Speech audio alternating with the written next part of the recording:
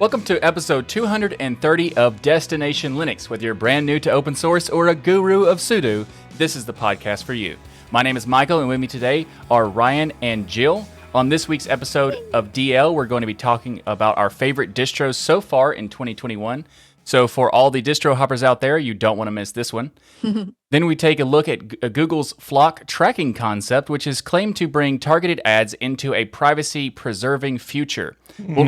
We'll discuss why a lot of people don't seem to be flocking towards this idea. Plus, we have our tips, tricks, and software picks. All of this and more coming up right now on Destination Linux.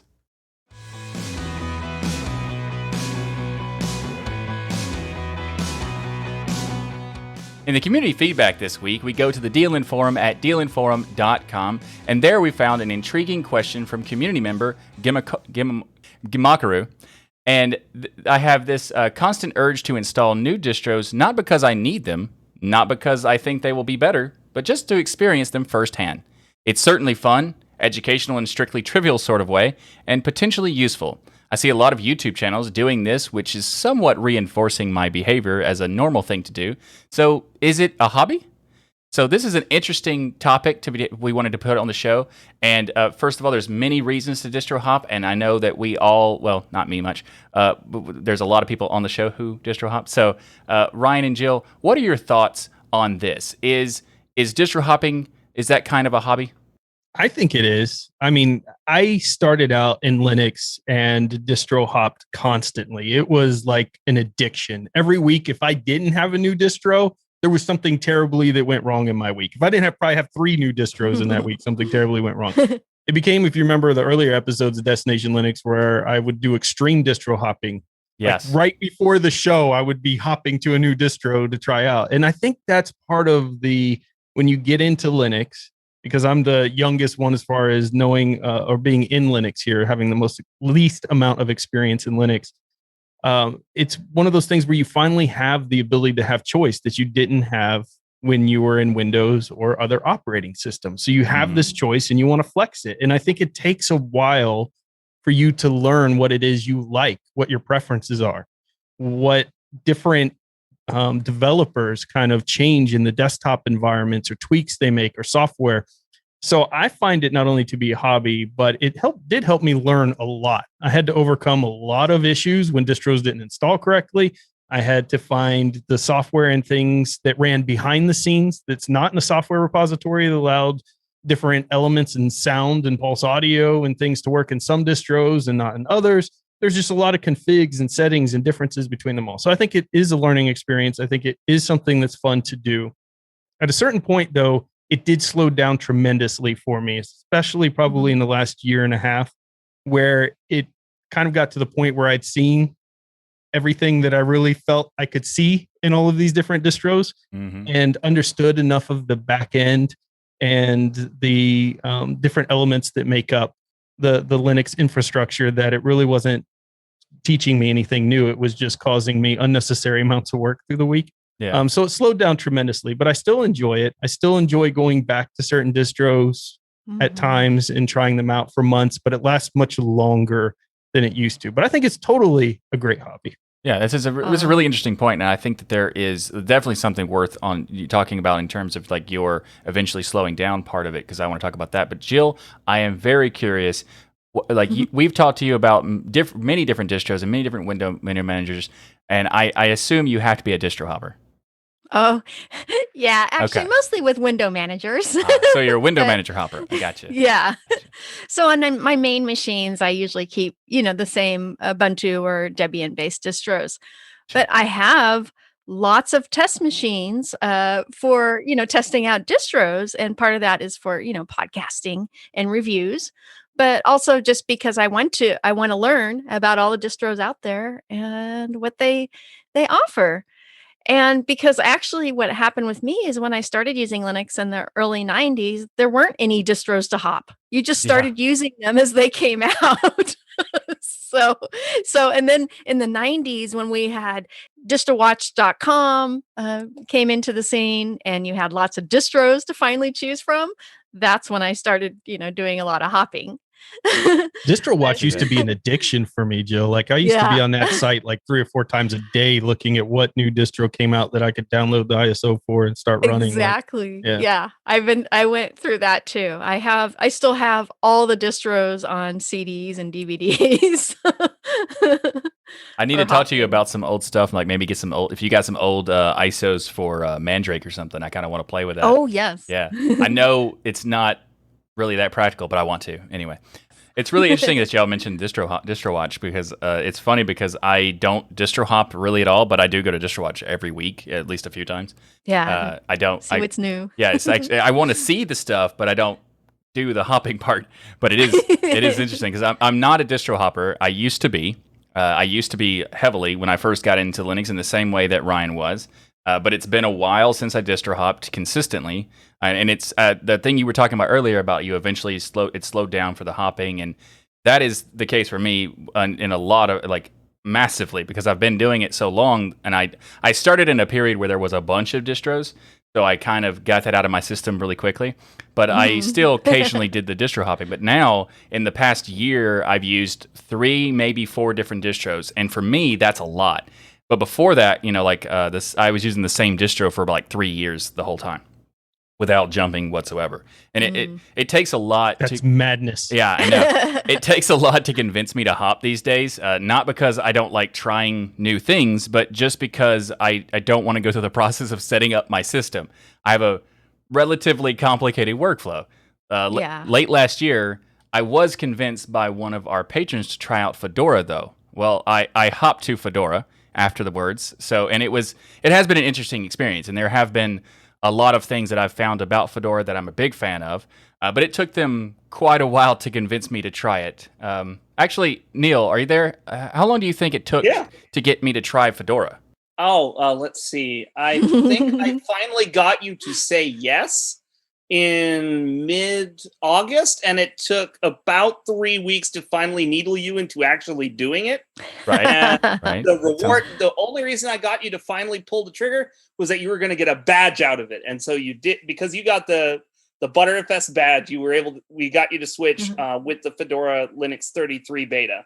Right. Okay. Yeah, that's it. I remember that. So Wait, about you got a badge? I never got a badge. Well, you didn't do the beta. You went to 33.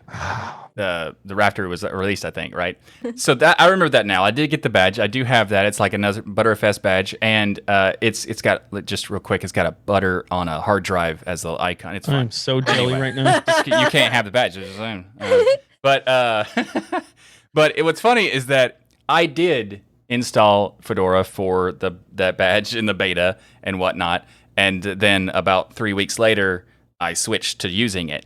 So I did get it, and then another 3 weeks later. So it's about a month and a half or so before I actually switched.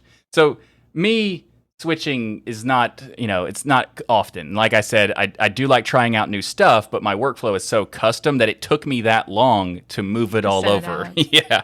So I just can't be bothered with setting it up over and over and over. Well, now with ConSave, does that make you more likely to start distro hopping and things? Because I know you're a KDE fan, but its ability inherent to actually like export its settings is not very user friendly, but ConSave fixes that. So okay. Yes, that's a good point. The main reason I don't hop is because I have a very customized workflow, and I don't really want to go through the process of setting it up over and over. But ConSave does, in theory, solve that problem, and I don't have it anymore. So I guess you're going to become a distro hopper again. Okay, I might have to start dipping my toes back into the distro hopping world, but not necessarily become one exactly, because I'm happy with Fedora, but it might just be fun to jump back in and actually play with different things because I don't have to go through the process of setting it all up again every time. So that's a good point about ConSave. I might start hopping at least a little bit, like a bunny hop. Good. Maybe we'll actually get Michael on Slackware Plasma. Yes. Cannot wait. We'll see. Exciting news coming next episode. We'll see. Well, we love hearing from our worldwide community, and what we want you to do is get your official DLN mug. Fill it with some coffee or bubbly, Those are the official drinks of Destination Linux. Sit down on the nearest stool and send us an email to comments@destinationlinux.org. And if you want to join in the community discussion right from our forums like we pulled here, then join the DLN community forum by going to dlnforum.com. There's lots of interesting and fun topics out there that people are discussing all week. And this episode of Destination Linux is brought to you by DigitalOcean and their new app platform. DigitalOcean's app platform service is a solution to build modern cloud-native apps. DigitalOcean's app platform has support for Node.js, Python, Go, PHP, Ruby, and static sites. What does all that mean? Well, you simply point your GitHub or GitLab repository and let the app platform do all of the heavy lifting for you. It handles the infrastructure, app runtimes, dependencies. So you just push code into production. They do the rest of the work. Pretty much like everything on DigitalOcean, it's click and you're done.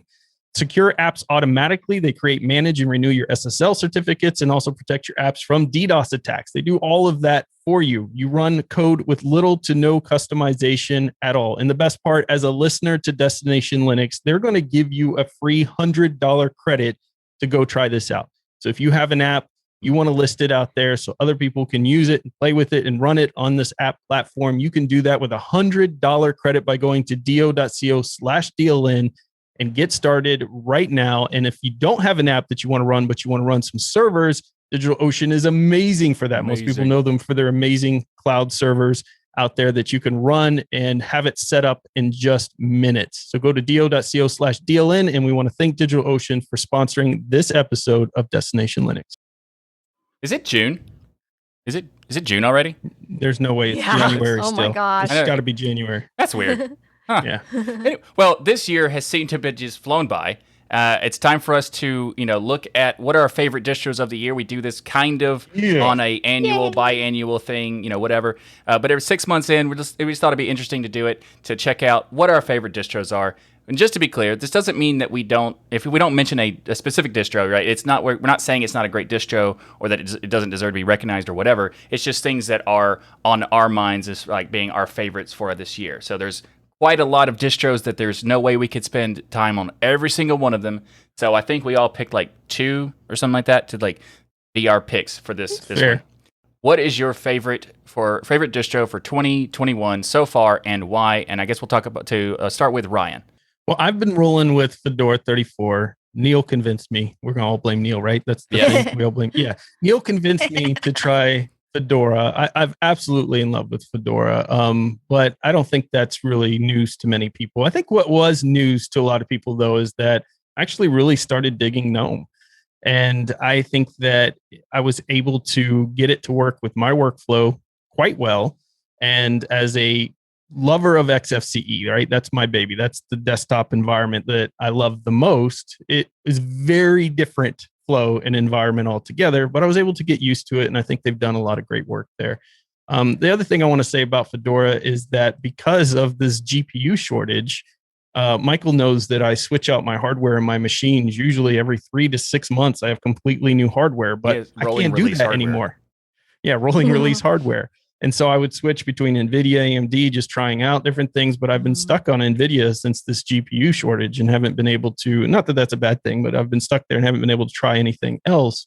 Traditionally, I enjoyed AMD's GPUs because of the fact that the support is so good built into the kernel. You don't have to have these proprietary drivers on top. It's absolutely incredible from AMD. Whereas NVIDIA, you got to have those drivers and things working. And a lot of distros don't do it right. And what's impressed me so well with Fedora is that it's been flawless with NVIDIA. And they have been able to incorporate it in such a way that all of my gaming and, of course, all of the editing and cinematics and things that I have to do with my GPU have been flawless in there. So huge shout out to Fedora. Really have been enjoying my ride. But something else has stuck on my radar recently because of my switch to HP hardware. And unfortunately, HP needs to do some work with their compatibility with Linux. They're not at the Dell Lenovo level yet. But I love HP, and I did a video on this because of their incredible reputation when it comes to not using forced and slave labor within their supply chain. So I have a lot of HP products right now. And specifically, I love the HP Omen. And unfortunately, a lot of distros, not just Fedora, but name them, do not work really well with the HP Omen. There's certain things that don't work. The touchpad, the Wi-Fi kind of shuts on and off and things. So it had me searching and going back to my roots of Arch because there's just a lot of customization there. And I found Garuda Linux.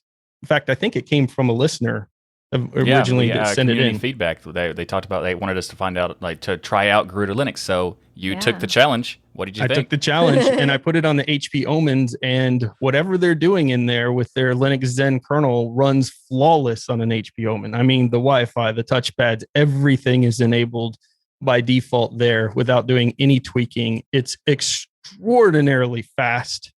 Like, we're talking 20 to 30 frames per second more in gaming than other distros out there with this Zen kernel. So it just squeezes the performance out of these machines like nothing I've seen before. And it really reminded me of why I like rolling distros like Arch. While they're not for everybody, I wouldn't want new users and things just going out there and installing it. They are incredible. Arch can just really get some amazing performance out because of some of the tweaks that these developers are doing using Linux Zen kernel, of course, on top of that. So I'm in love with Garuda Linux. I'm so in love with it, in fact, that I even moved my main machine to it recently here. So I'm on Garuda Linux right now. I'm going to be doing some videos on it. I set it up yesterday. It took me an hour to move everything over just to try it out. And I loaded Doom up, the 2016 version. Is it 2016? Jill, I think it Vulkan. came out. Yeah. And in Vulkan, of course, and was running like 147 frames per second in the high settings there this morning. I mean, it was just screaming. So it's just a really cool distro. I'll get into it more in a video, but Garuda Linux definitely is my Fedora and Garuda are my picks so far for 2021. That is really interesting. And also, I mean, you were talking about the GPU shortage, and it made you you had to deal with like running around and trying out new things. And, you know, that kind of made you look into Garuda Linux. So you're saying that, well, there's a bittersweet type of thing, right, for the hardware issues and that sort of thing in your particular case. So, but in a way, you could say it's Garuda of them to be. I knew a dad joke was coming. You were working it so. I was trying to get there. I was trying to. Oh my gosh.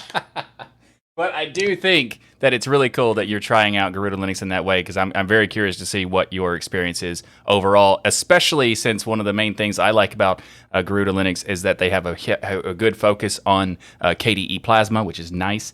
And also, I know. And what's interesting is that in addition to, you know, Fedora and Garuda Linux, they're both ButterFS distributions. That is the cool thing about this particular thing that I need to mention. Garuda is ButterFS, and they have snapshots built in by default, which takes a lot of the potential pain a lot of people have with Arch away, that, hey, something could break. Well, you can always roll back because of their ButterFS and snapshot implementation, which is part of their welcome and setup program. They've done a lot to make Arch very user-friendly in this look. Now, the look is not for everybody. I think somebody called it kind of like a candy neon type theme and stuff that they have in there. So it is very cyberpunky. That's a really good word for it. A little cyberpunky out there. But I dig it. I love it because, you know, I'm big into the cyberpunk stuff. So that makes sense. Well, I love Garuda so much. I just installed it on a new toy. And this is... Look at that. Look at the pink. It's the pink MSI Prestige 14-inch laptop. Ultra portable. Nice. But you can game on it. It's one of the gaming laptops. It's got a GTX 1650. It's not a 2060 like Ryan has on his one of his HP Omens. But because of the size, it's under 3 pounds. That's incredible. Yeah. I love the look of that laptop. Yes. Yeah, that's very nice. And I had to have this. I'd been drooling over this laptop when it came out, you know, last year because of the beautiful pink color. I wanted a pink computer. Of course you did, Jill. We know. And so it's just under 3 pounds, 2.83 pounds. And it's one of the slimmest and lightest gaming laptops available, and looks like a classic, you know, ultra portable business laptop, but you can game on it. Yeah. Nice. I really like that. Did you have any other distro on it before you put Garuda on it, out of curiosity? You were like, I'm putting Garuda on this. Yeah. Right. Yeah. I did test out a few other live distros. So the goal was to find one that would boot with the NVIDIA Prime out of the box, because this has, an NVIDIA GPU and then also an Intel VPU. And, I actually had a hard time finding a distro that would boot without issues on it.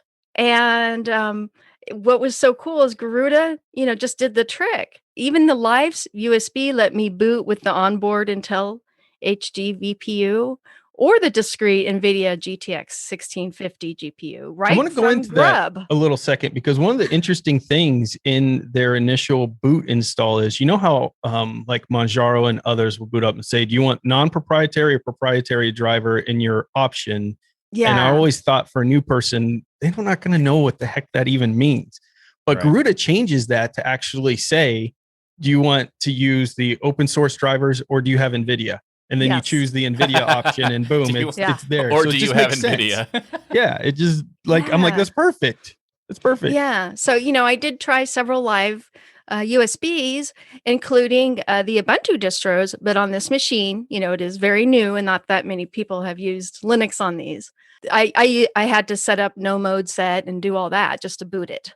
But with Garuda, it worked out of the box. Very interesting. And also Fedora 34 worked out of the box. Nice. So, of course. I love it. Nice. So I installed Garuda and, I've had such a great experience.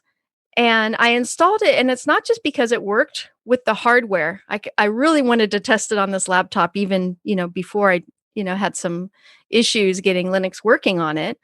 Is I just absolutely love the cyberpunk neon look and feel of the distro, and it's the perfect match for my new pink gold laptop. I love how you match your distro to your each individual computer. Yeah, that's awesome. Nice.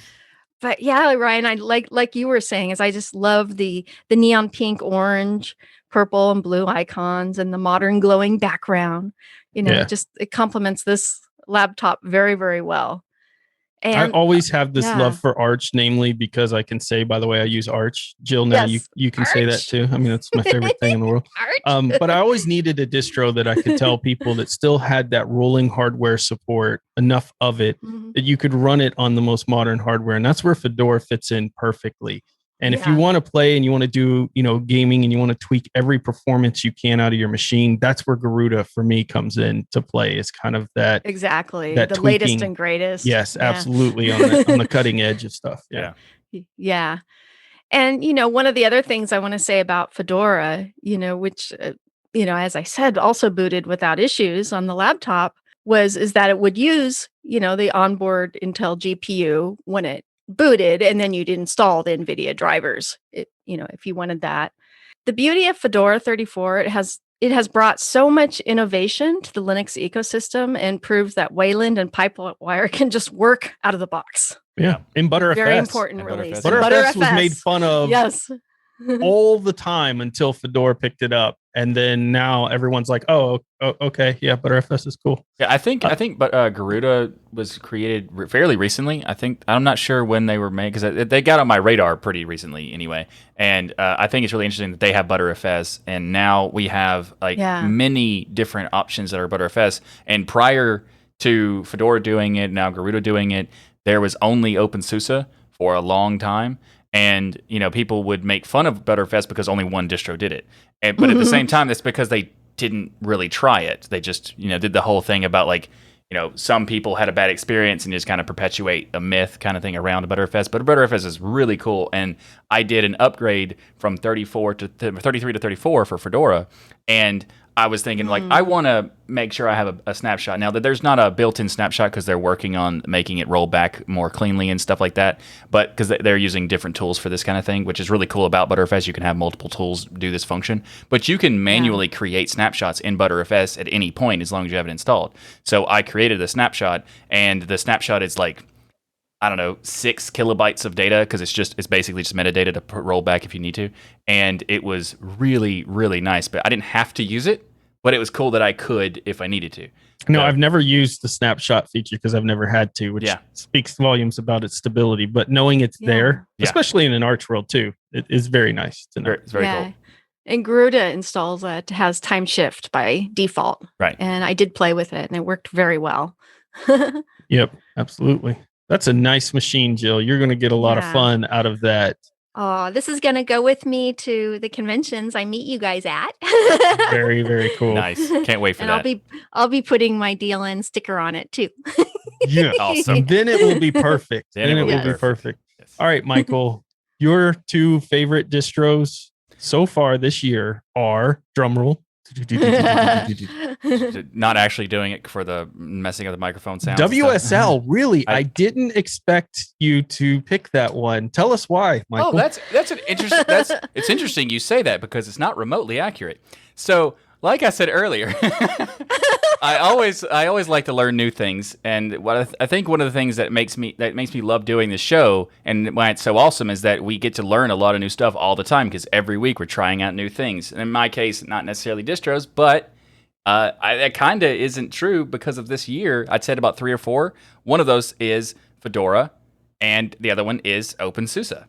And I've learned quite a bit for these things, and there's so many cool things about Fedora. And since using it, I think both Fedora and OpenSUSE are very underrated. Like, there's so many cool things about both of those distributions, and they don't get a lot of attention, and they deserve it for sure. Like, one of the things that I found out about Fedora recently, in the past 7 months or so of using it, 8 months or so of using it, something like that, it was that KDE, there's a spin on Fedora that's for KDE. And I always thought and always looked, I mean, for the past, I don't know, 7 years or something, I always looked at Fedora as being a GNOME-specific distribution where they only focused on GNOME. And this past year, I realized that, I was informed that KDE is a very critical part of Fedora 2. So they have 2 main spins. One is called Workstation, and one is the Fedora KDE spin. But the KDE side still has as much of a critical aspect of it. So the Fedora releases won't come out unless the KDE spin is good to go. So it's kind of like a release blocker is what it's known. That is, like, it blew my mind to find that out. So when I switched to Fedora, basically that was the reason I switched to Fedora. I was like, oh, really? It's actually that important. Okay, maybe I'll give it another shot. Then I did, and it blew my mind. It's so good. And that's the same kind of thing that OpenSUSE has done. Like, OpenSUSE Tumbleweed specifically is so impressive with its rolling release nature. Like, you were talking about how you like rolling releases and that sort of stuff. There are really cool things about OpenSUSE Tumbleweed. The fact that it has Btrfs, it has snapshot rollbacks, it has all that stuff we were talking about. It also has a bunch of cool, like, structures in the way it handles those releases. And that I did a random test that I assumed this would fail. It didn't, but that's what's awesome.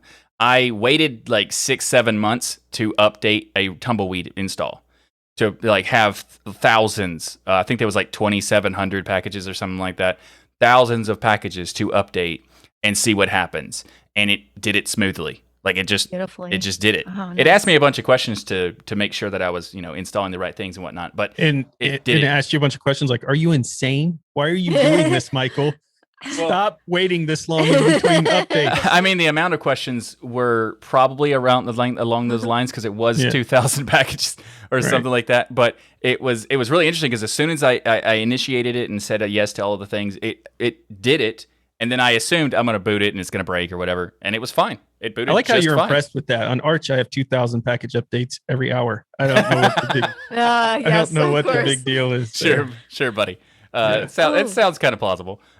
But cool. The thing about OpenSUSE is that, in addition to the Leap part or the Tumbleweed part, they also have the Leap part. And there's a couple things I want to talk about that because Leap has completely restructured the way it works in the sense that it is no longer a separate parallel development of SLE or the enterprise version. It's using the same kinds of binary stuff. Yeah, that's a big update. That is so interesting because it allows you to have an enterprise grade level distribution, but in the OpenSUSE realm, and that's just so cool. Plus, I'm not sure how many people know this. You can purchase desktop support from SUSE for OpenSUSE Leap, and that is awesome. That is unheard of in every other distribution that I've ever known. That you can actually say, okay, you want to use OpenSUSE Leap, here's a phone number or email to call and get help or whatever, and you just pay like I think it's an annual fee or something, and you can hand some money over to someone else to do the support. That's pretty nice. That's awesome. That's one of my favorite picks this year too, Michael. Yeah, we kind of love them all, don't we? To me, a lot of this has to do with the engagement of a distro. For sure. Looking back, Canonical and Ubuntu used to really, I'm not saying they don't today, but they used to be one of the only ones really going out there and engaging with the community on a heavy level. Recently, Fedora has kind of taken that crown. In my book, in my circles, they've taken that crown of they have folks going out and engaging with the community, talking, getting that feedback, taking risks, doing innovative things, and kind of pushing the boundary of what Linux can be on the desktop. Yep. And that's kind of one of the first criteria that I look for in a distro.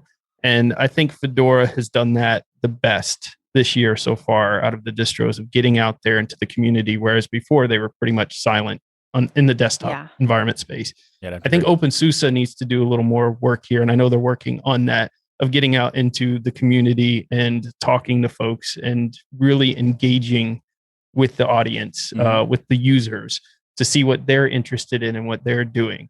And to me, that makes all the difference in the world. When I see them reaching out, when I see them talking, when I see them joining shows, when I see them interested in what people are wanting in the desktop environment, that's what makes me more likely to hop to a new distro. Yeah, absolutely. I think you nailed it. The fact that these distributions are putting in effort to engage with the community, it's more people to see what they're doing. Like, there's a lot of cool stuff that OpenSUSE and SUSE have done for years that people are not even aware that it exists.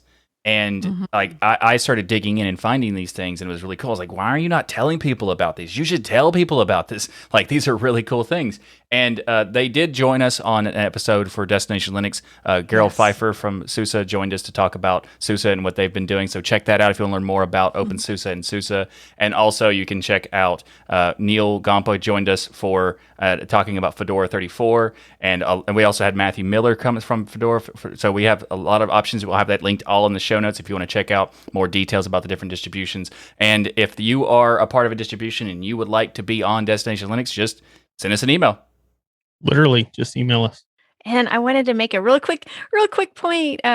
In chat, someone asked me about the screen, and I wanted to tell Ryan, the MSI Prestige, one of the reasons I got this particular model, it has an Ultra HD IPS display that's 100% Adobe RGB. Nice. Because I wanted it for content recreation, and they didn't put a junky screen in it. Congrats, MSI. That's awesome. I love it. Wow. Now that was one of my reasons, for getting this machine. I'm surprised it's not 1920 by 1080 and 75% RGB, and everybody's like, oh, it's great because it's 144 hertz.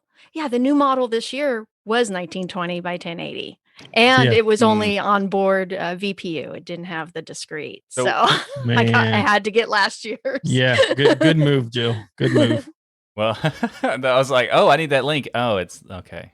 Get last year's model. Last year's link. Anyways. I want last year's link. This episode of Destination Linux is brought to you by Bitwarden. Get started right now with your free account at bitwarden.com/DLN. Bitwarden is a password manager, which is software that allows you to have peace of mind knowing that your online accounts are safe. And how does it do that? Well, Bitwarden provides a bunch of different tools. It has tools to automatically generate passwords because you need to have a password that is different for every account on every website that you go to, because that's if you have any kind of overlap, then if one gets compromised, then anything else that uses that password gets compromised, because it's just don't do that. Just don't do that.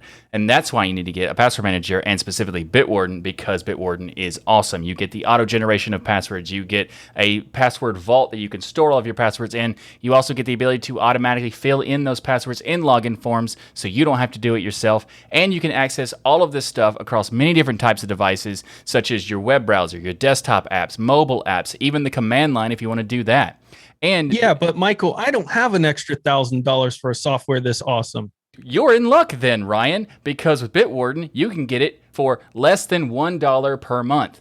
For That's impossible. That's impossible. You're right. Amazing. For just $10 per year, you can get a premium account at Bitwarden. So go to bitwarden.com/DLN and you can get 1 gigabyte of encrypted file storage, 2-step login with YubiKey, U2F Duo, Vault Health Reports, Bitwarden Authenticator for temporary one-time passwords, priority customer service, and so much more. There is tons of great stuff. And as a quick note, Bitwarden also does all the encryption locally on your devices so that you know you're the only person who has access to your data.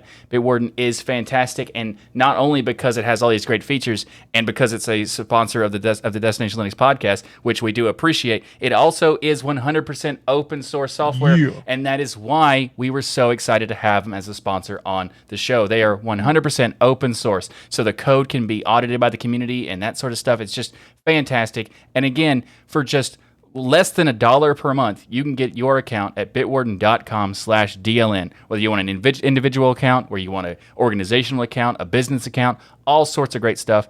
bitwarden.com/DLN. And thanks again to Bitwarden for sponsoring Destination Linux. I'm signing up right now. Yes. I mean, you say it kind of like robotic, but it's because he already signed up years ago. Yeah, I've been using it forever. Yeah. I love Bitwarden. So as many in our audience knows, Google's Chrome browser has dominated the market, and yes, for years. So most stats put Chrome's share between 65% and 70% of the market, and the next highest browser being Safari at about 18%. And I was a little surprised about the Safari one, but I was too. I guess it shouldn't have been because you got all the iOS devices and things, but I was pretty surprised by that. Yeah, same here. So, and this domination, of course, gives Google incredible leverage to create and develop the standards for privacy and security, and even access to things like their APIs in Chromium-based browsers. And Google is using its dominance to propose a suite of replacements for ad placement and data gathering. And one proposal is to replace the tracking cookie. And there are different types of cookies, but the general consensus is that tracking cookies are easily abused and everyone would like a replacement. So true. We would really like to get rid of those. Right. And so Google's proposed replacement, which is actually now in testing, is called FLoC, which is short for the Federated Learning of Cohorts. That is such a sketchy name. Like, I know. It sounds weird. It bothered me. They didn't even try to make a nice name for it. Like, usually terrible things have a name that's happy. Like, Save Your Children cookie replacement thing or something. This one's just like the Federated Army of Republic. Or they could have called it Cookie Monster or something. I don't know. Yeah. But like all these weird, like when I first saw that, I was like, FLoC. Okay, what does this mean? Federated Learning of Cohorts. That just sounds flocka. Yeah. Weird. Yeah. Flocka. We're not a flock of birds, literally. Right. So flock of seagulls. Yes, flock of seagulls. So FLoC is meant to be a way to make your browser do the profiling that third-party trackers used to do themselves. In this case, boiling down your recent browsing activity into a behavioral label and then sharing it with websites and advertisers. You know, this to me, it just sounds like Google's tracking AI that puts you in a discrimination box. It does sound kind of weird.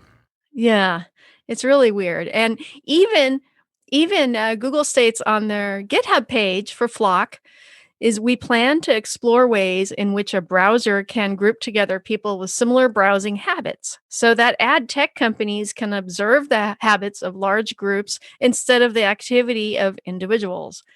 Ad targeting could then be partly based on what group the person falls into. This is really interesting. So today you have these cookies that sites can put on your machine that track you throughout all of the different locations you go. So when you close out Facebook, it's still watching you, if you will, and looking at the different traffic and websites that you go after you leave Facebook. Yeah. So we need to replace this technology. And Google's coming in and saying, hey, we have this idea. Instead of individual cookies, right? We're going to take all these people and make groups of them. And the groups seem to be about 1,000 people in each group. So these aren't massive groups. You're taking millions of people and putting them in, which might make it a lot less or more privacy focused. Real quick, they did say that the number of how many are in those cohorts hasn't been fully decided on. So it may be added later when people yell at them about it. So who knows? Yeah, that's a good point. And so, but as it is right now, it's about 1,000 people go into these groups. And then they say, okay, well, you shop for pineapples and then you go to Netflix and you seem to be 30 years old. So we're going to put you in this group here and these things. Now, they have done some work on the discriminatory part, Jill, to move things like sensitive topics that they have listed out that they've made the rules for to decide what is a sensitive topic that you wouldn't want to choose to advertise. And I guess at the end of the day, while I applaud the idea of getting rid of cookies, this is something we've talked about on DL a lot, that the control, reason why we talk about Firefox or using something with an engine other than Chromium is because the control is now all in one company's hand. Also happens to be a company that doesn't have the greatest privacy record. But regardless, even if it was Mozilla that had this much control of the market, I would be scared to death. No company should have this much control over the browser market. It doesn't matter what that company is. And because of that, they get to kind of decide this. And even if they implement it one way, they can change it a month from now, a year from now, when advertisers decide, well, actually, we need more information, or we need that thing that you think is private or was private when you launched. We need to know our customers that fall into this specific group. And then you have things like fingerprinting and other stuff in here. So it just seems like a really bad idea. Yeah, it sounds... There are certain parts of it that make me think like, okay, there's a little bit of potential. Just like getting rid of the third-party cookies. Like, yeah, that's good. We need to get rid of that. I mean, browsers are kind of already getting rid of that. I think they're doing this out of like necessity because, there's some browsers that are blocking tracking by default, or they're blocking ads by default and stuff like that. And I think that they're kind of doing it like, well, how do we keep our ads going? So I think that's just my opinion, and it's a speculation. Of course, they never said why they're doing this. They say because they want to preserve privacy while also still have ad tracking and whatnot. Like, okay. Now, on the business side of things, people who are advertisers, the tracking concept does, like targeted advertising, does sound incredibly appealing to an advertiser because you can say, I only want people who are interested in this topic. Or I only want people who meet this demographic. For example, I don't want my ads for skateboards to go to 97-year-olds. That kind of thing. There is some level of there's some appeal to the targeted ad network, but it also is. It's not like before targeted ads we didn't have ads. They've been around for decades, and somehow they worked, and people still sold stuff, and they seemed effective. We had things like the Nielsen score for TV, in which they would take a group of people and they would log what TV shows they watched. And this data would be used to determine the general appeal for age groups of stuff instead of invading everybody's life to help advertisers out. Yeah. And that's such a good point, Michael, that you're bringing up, that, advertisers don't really need this control that they're asking for. Yes, it's nice, but not at the expense of everyone's privacy and security. Nice. It's not worth it. What we're trading for this stuff is just not worth it at the end of the day. Yeah, I like the idea on the advertiser side of it, but on the person advertised to, no. I don't need some random blog to remind me of a thing I looked at on Amazon or something. I don't need that. If I was going to buy it, I would have bought it when I was already there. Or sometimes they'd be like, "Hey, you should check out this thing you already bought." Thanks, I guess. That's weird. But that stuff is very weird. And my point was just mostly, we don't necessarily need targeted ad. I get why people like it, but we don't really need it. But you mentioned something that was kind of funny because you said the whole Nielsen ratings thing. I have a random story that you just brought to mind. I just this week I got a letter in the mail about Nielsen ratings, trying to explain to me what the Nielsen ratings were, and asked me to be a part of it. Wow. I have never in my life ever had any idea how the Nielsen rating stuff worked because I've never participated in it. Yeah. And they sent me like a thing like, what kind of TVs do you watch or TV shows do you like and things like that. I was like, oh, that's how it works then. Huh. Yeah. And they're going I've to done put it you in the twice. bucket of nerd. If you want to advertise to nerds, this is where Michael. Well, I mean, I flock. didn't fill it out. I did get it, but I didn't fill it Right. out. You Wow. should.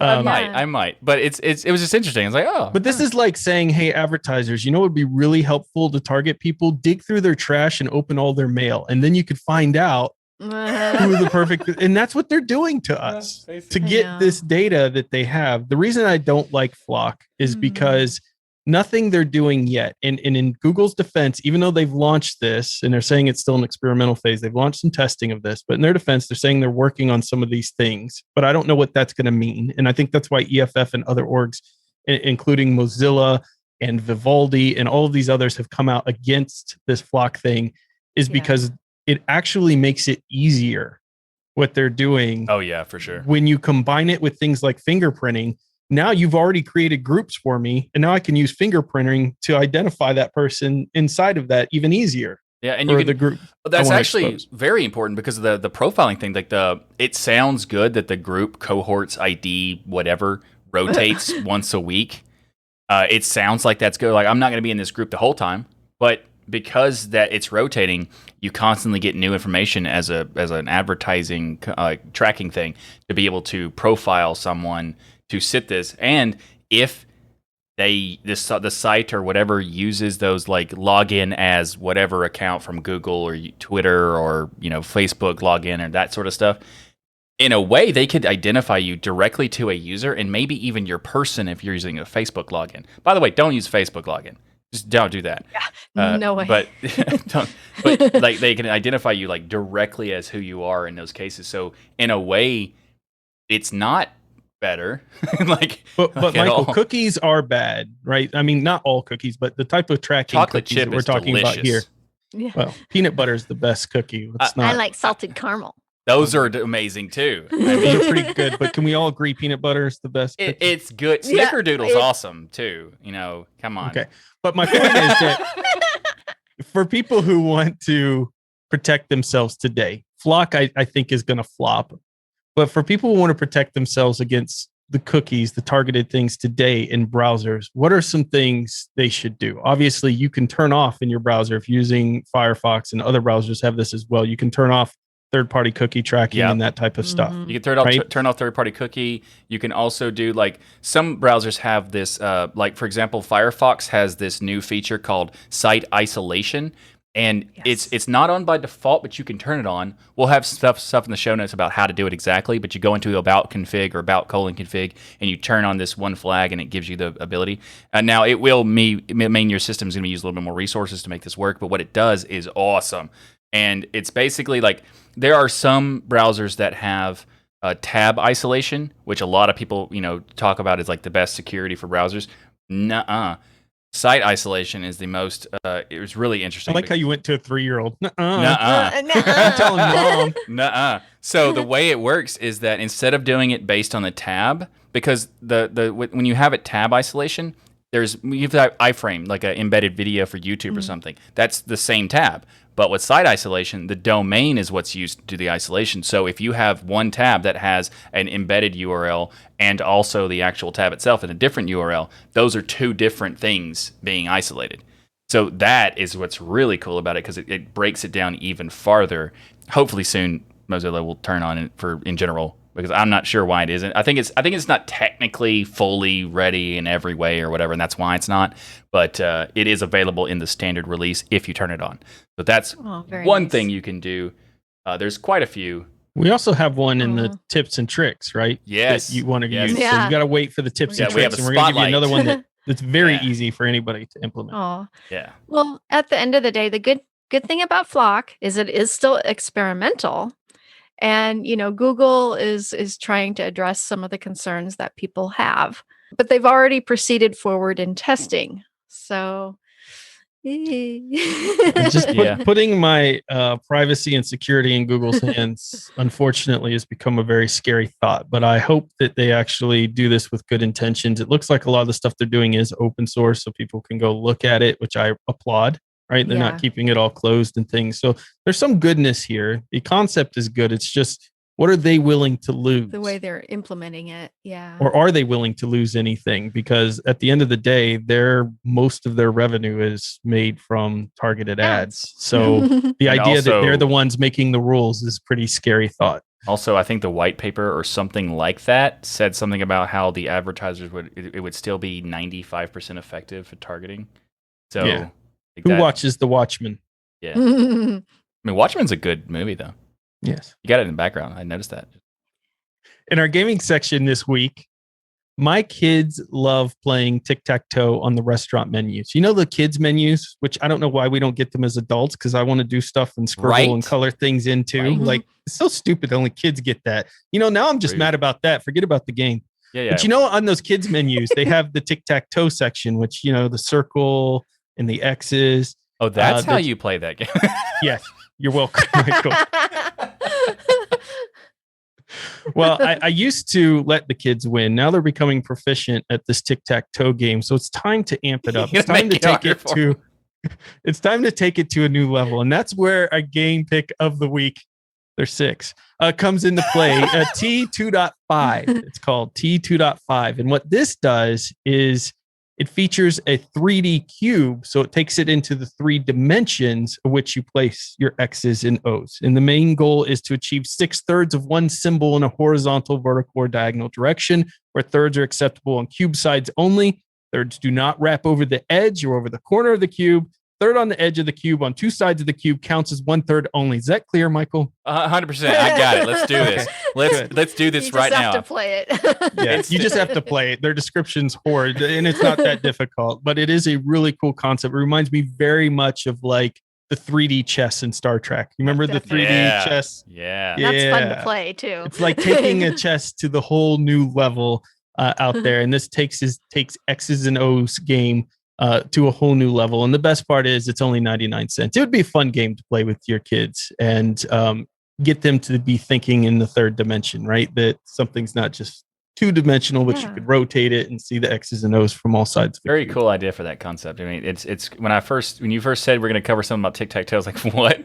Then I looked at it, and I'm like, oh, okay, 3D, that makes it a lot more complex. And the whole Star Trek thing, absolutely. I thought about that as soon as I saw it. I was like, yes, 3rd dimension for some reason. Let's do it. I should have really messed you all up and been like, our game pick of the week is Tic Tac Toe on restaurant menus. That's an interesting pick. I mean, is that on Steam? It runs on Linux. Yeah. And the graphics are really nice. And one thing I really liked also is that you just use your arrow keys. Yes. It's simple. Nice. I like it. Simple controls for a relatively simple game.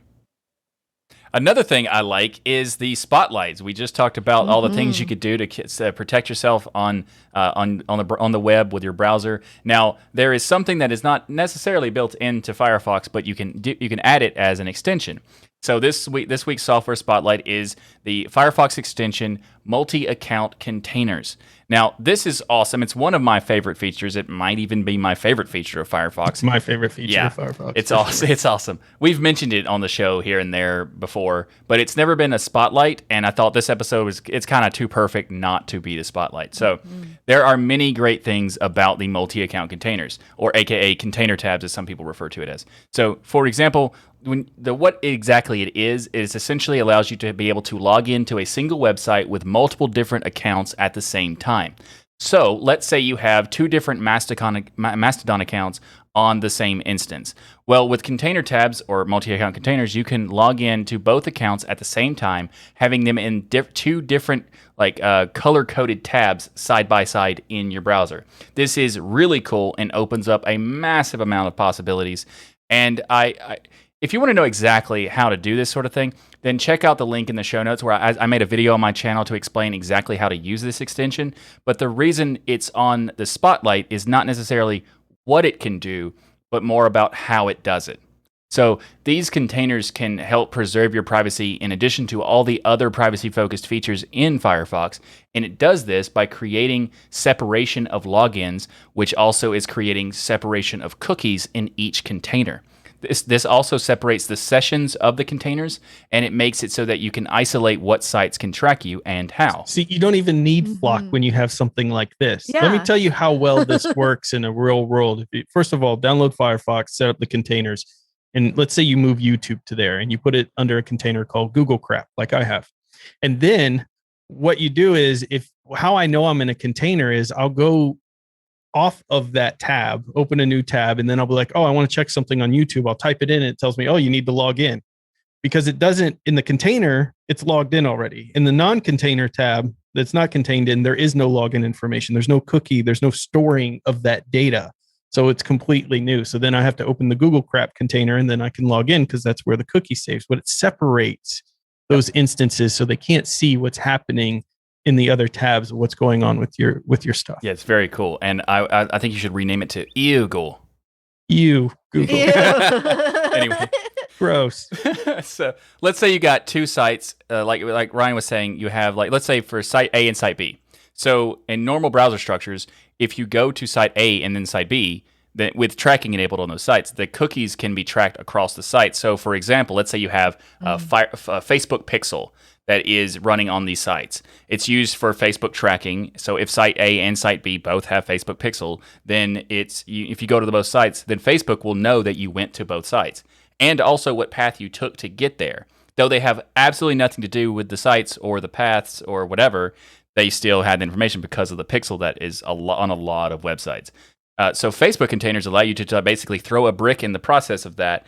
And there's even an additional add-on for Facebook itself. There's also one for Google, which is it's a fork of the Facebook one. But the Facebook container, it does all sorts of stuff. So it isolates Facebook in the same way that the container tabs does anyway.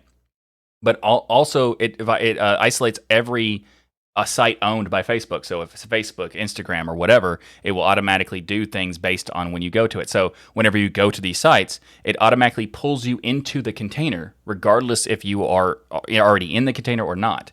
So when you leave the site, it also pulls you out of the container. So if you click a link on Facebook and it takes you somewhere else, it pulls you out of the Facebook container. So the only thing Facebook knows that is you is that you left to that site. But once you do, so best option, don't use Facebook. Yes. Second best option, don't use Facebook. But third best option, if you have to use Facebook, is to put it in a container. Yeah. Well, specifically, having it in a different container is great, but the Facebook container other add-on is another wonderful thing to have because it allows you to do the automatic pulling in and out. You don't have to think about if you are using a Facebook. And sometimes you might even be on a website you didn't know was owned by Facebook, and it knows, so it pulls you into it and takes you out and that sort of stuff. So it's a great feature like that. And they also kind of like do if they have a Facebook embedded like iframe or whatever, it will stop it from being able to recognize who you are. And that's really cool. So lots of cool features in there. And there's also a bunch of other container extensions that are in it connected to it and add-ons that make it even better and all sorts of stuff. But anyway,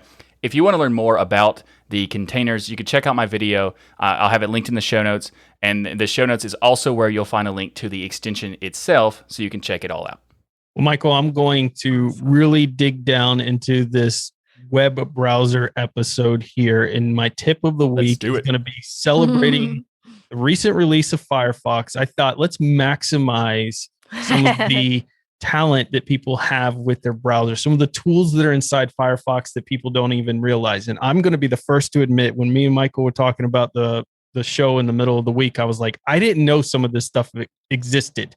And I was doing research in here and was kind of blown away by some tools that I've just ignored entirely that are inside of Firefox. One of those is the eyedropper tool. Yeah. Now, we all know the eyedropper is a tool that you can use in art programs and things, like if there's a certain color you need to match for text or logo or font or picture or anything else, then you use the eyedropper. It tells you what that color is. Well, Firefox has this built in. You simply click the hamburger menu in the right corner, scroll down to more tools, click the eyedropper, and you can get the color of any logo or background that you want right there. Yeah. And be able to utilize There's it. That's even really faster cool. way. Yeah. Hit F12 and there's a little eyedropper icon that pops up. You just click that. Nice. Do it. Yeah, Now- what's cool is that it used to be an extension and then they included it. Yep. It was Right one in of there. the web developer extension. Yeah.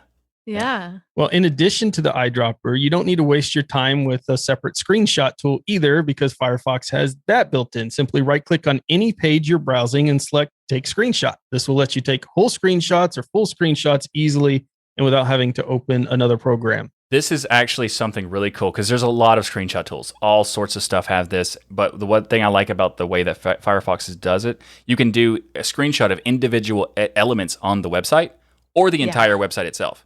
Which is great. So if it's like a really long page that you'd have to scroll for. Yeah, it'll do the whole thing. It's fantastic. So that is awesome. So you don't have to, you can just skip all the step of scrolling and just have the whole thing. Nice. Yeah, I've been using that all the time. And also Vivaldi has that function as well. So I was really happy when Jill, Firefox... we're talking about Firefox. I Jill. know. How dare you? Well, No, to be, teasing. I mean, That's awesome. I think Vivaldi is a quite good browser, and good on them for not being in favor of FLoC. So there we go. Exactly. Yeah, good job, Vivaldi. Proud of you. But Firefox love. But Firefox is still my.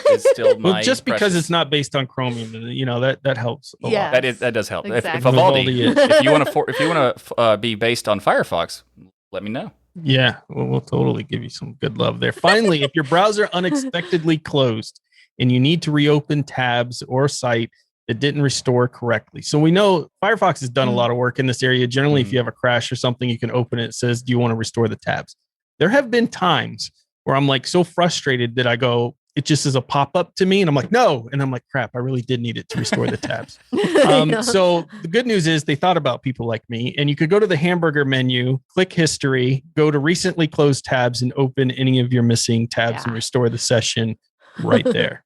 That's very cool. So Firefox is an incredibly powerful tool. There's so many things inside of it that you can get into, explore, and become more of an expert with. And of course, if you have some awesome tips on Firefox or browsing in general that you want to share, you can send us an email. Might show up in the show. And also, there's going to be a thread for this episode on the Destination Linux forum. So go to dlnforum.com and you can have put your tips there, because we'd be very much interested in seeing what you have on your browser, whether it's Vivaldi, Firefox, or whatever. As long as it's not Chrome, and any browser, totally fine. And there's also there's a lot there's a lot of options for browsers, but there's also a lot of cool stuff you can do in Firefox. And you mentioned the whole history thing. You can do like the bringing back closed tabs. There's also a session saving feature.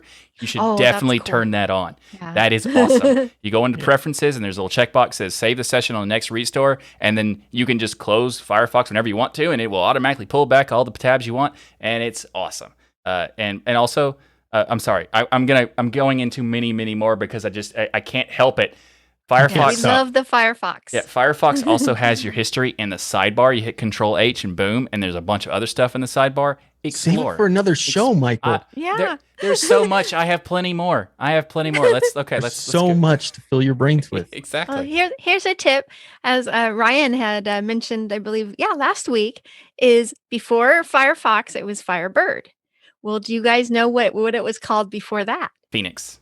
Yes, you got it. Thank goodness you knew that, Michael, because I was just going to stare at the camera. Awesome. Well, I'm a big fan of Firefox, and I was using Firefox when it was either when it was Phoenix or Firebird. I don't remember exactly when it was, but it was really close when they did the switch. And you were talking about the whole. We were talking about things being changed, like names being changed, and people not liking change or whatever. And even though after a little while the change doesn't really matter that much in retrospect, and a lot of the times, there was a really anti thing when they went from Phoenix to Firebird. They did not like that. So I remember that period of time. Yes. I always thought you were an IE person. That's interesting. Well, I mean, I also used Internet Explorer back in the time, but that was a long time ago, Ryan. I also used Mosaic then too, and Netscape. That's right. Yeah. It's been 3 months since that time. And before it was Phoenix, it was Netscape. So that's where a lot of the code comes from. Netscape Navigator. Ryan. All right. I have to stop you all now because that's the end of the show. So a big thank you to everyone for supporting us by watching or listening. However you do it, we love your faces. Yeah. And if you want more deal, become a patron. Like all of these people, you can't see them because they're behind the scenes in our 600,000 square foot virtual stadium. And they have all of the space and room for activities and stuff here behind the scenes in this stadium that you don't have access for activities. Step Brothers reference there. They They're get in the unedited skybox. versions of the show, VIP access to events, live recordings of Destination Linux every Sunday, and the patron-only show that only they get access to. So become a patron on Patreon or sponsor us. And in addition, every Sunday at 1 p.m. Eastern, we're live at dlnlive.com. The best part, everyone, all of you, you're invited to watch and be a part of the show. Yeah, you can be a patron to join us in the virtual stadium, but you can also, if you want to just watch us live on YouTube or Twitch, we actually are on both of those too. But you know, go to dlnlive.com. Everywhere. We're everywhere. We are everywhere. We're like Borg. Yes, and also there is a new calendar. You can check out all the things that are happening on Destination Linux Network. Go to destinationlinux.network/calendar. You can check out everything that's happening this week. So much cool stuff. And also, in addition to that, you can go to dealandstore.com because there is a bunch of great merch and swag. We got hoodies, we got mugs, we got shirts, we got hats, we got aprons, we got backpacks, we got stickers, so much great stuff. We got the shirt. There's a rumor too, Michael, that there's a Jill shirt coming out. There is. My goodness. There's going to be a Jill shirt for all you fans to tell us how much you love Jill more than us. You will be able to swag it out. Should we make a shirt for each of the hosts and see which one gets? Ours would never sell. It would just be Team Jill. I honestly, I'd buy Jill as a shirt too. I'm buying Jill shirt. But yeah, the Jill shirt is coming out soon. That's just a little teaser. I'm not gonna tell you what it's like or what it's gonna look like or whatever, but it will have a pink version, guaranteed. And that's coming out. So check out dealandstore.com. And we have so many amazing shows here on the Destination Linux Network. We have the Sudo Show, the Ask Noah Show, This Week in Linux, the Das Geek Channel. Yay! DLN Extend, Hardware Addicts, GameSphere, and get your Fedora hat on with our latest show, the Fedora Podcast. So go right now to destinationlinux.network and subscribe to all these shows to keep those penguins marching and the full Monty of Linux and open source awesome sauce. That's awesome. And also what's funny is that, for those who don't know, if you watch the video, for some reason, Ryan decides to dab every week. No idea. And it's also really great. It was like many weeks ago. There was a part where Ryan was like, I forgot how to dab. And then I tried to do the joke for the This Week in Linux when it got to mine, and then I forgot how to dab too.